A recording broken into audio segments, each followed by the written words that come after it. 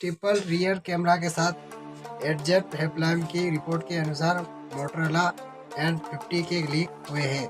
इनमें शामिल थे कि फोन के 3 कलर है। आइल्स ब्लैक पर्सनल ब्लू हाइट स्टोन पैड के साथ पेश किया जाएगा। मोटरोला S50 के रोड लेटरहेड की लॉन्च स्क्रीन पर 3 अप्रैल से तारीख देखी गई है, जिसका हवाला रिपोर्ट में कहा गया है कि इस दिन लॉन्च हो सकता है।